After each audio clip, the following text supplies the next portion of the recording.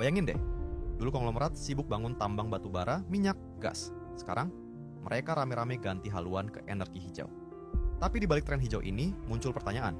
Ini beneran perubahan buat kita semua, atau cuma bisnis elit yang ganti kostum biar kelihatan ramah lingkungan? Oke, kita mulai. Jadi ceritanya di panggung dunia, Indonesia tuh udah janji. Lewat perjanjian Paris, kita komit buat ikutan perang melawan perubahan iklim. Tujuannya keren banget sih, jaga suhu bumi biar nggak makin panas. Janjinya ambisius, nurunin emisi 31,9% sendirian, atau bahkan 43,2% kalau ada bantuan dari luar di tahun 2030. Di atas kertas, vibes-nya hijau dan optimis banget. Tapi di lapangan ceritanya beda. Jujur aja, kondisi kita masih PR banget. Coba kita spill mesin energi nasional kita. Sampai sekarang, sekitar 40% masih pakai batu bara. Tambahin lagi 29% dari minyak sawit. Basically, hampir 70% energi kita tuh masih kotor. Nah, energi baru terbarukan, EBT, kita gimana? Masih ngos-ngosan. Realisasinya baru sekitar 13-14%. Padahal target 2030 itu 19-23%. Dan target setelah itu makin gila lagi naiknya. Gapnya jauh banget. Dan bagian paling anehnya tuh di sini. Masalah kita tuh bukan karena nggak punya sumber daya. Justru sebaliknya. Indonesia ini literally duduk di atas tambang emas energi hijau. Potensi kita tuh gila banget. Energi surya 207 gigawatt cukup buat nerangin Pulau Jawa. Ada hidro 75 gigawatt, angin 60 gigawatt, bahkan energi dari ombak laut. Angka-angka ini tuh sinyal kalau sektor EBT adalah arena cuan triliunan berikutnya. Bentar, kira-kira kayak gini gambaran segila apa angka-angka tadi? Potensi energi surya kita yang 207 gigawatt itu literally hampir 3 kali lipat dari total kapasitas listrik seluruh Indonesia saat ini dari semua sumber digabungin. Diulang, 3 kali lipat. Posisi kita tuh di khatulistiwa, jadi kita kayak disiram matahari gratis sepanjang tahun.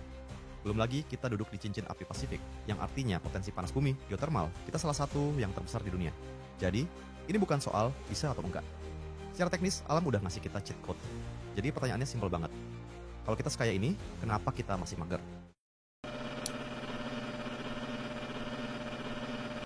Nah, kayaknya para sultan udah mulai lirik-lirik nih.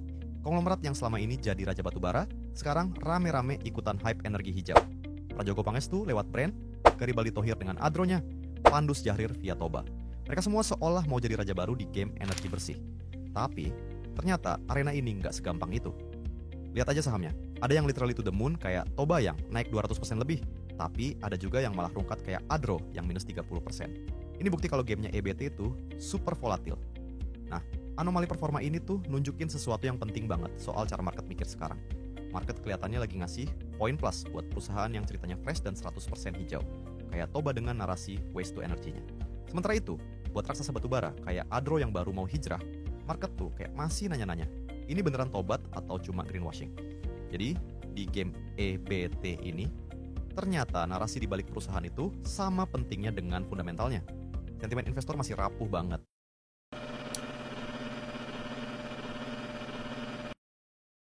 Masuknya para sultan ini bikin ada satu plot twist yang jarang dibahas.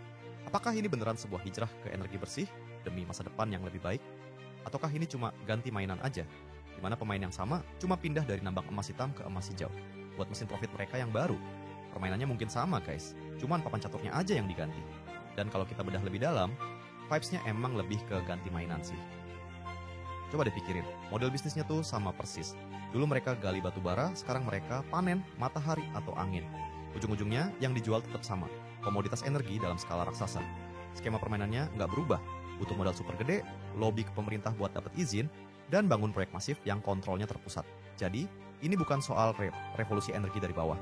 Ini lebih kelihatan kayak para raksasa yang sama lagi membangun kerajaan baru mereka, cuma dengan bahan baku yang lebih ramah lingkungan. Same playbook, different playground. Jujur, ini tuh kayak pedang bermata dua. Di satu sisi, kita butuh duit para sultan ini buat ngebutin proses pindah ke energi bersih. Nggak bisa dipungkiri.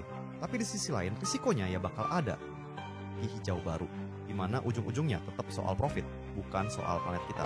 Pada akhirnya, pertanyaan ini balik lagi ke kita semua. Apakah masuknya para konglomerat ini bakal jadi penyelamat? Atau kita cuma nontonin babak baru dari game bisnis yang sama dengan baju yang beda? Coba spill pendapat kalian di bawah. Ajaib semua bisa.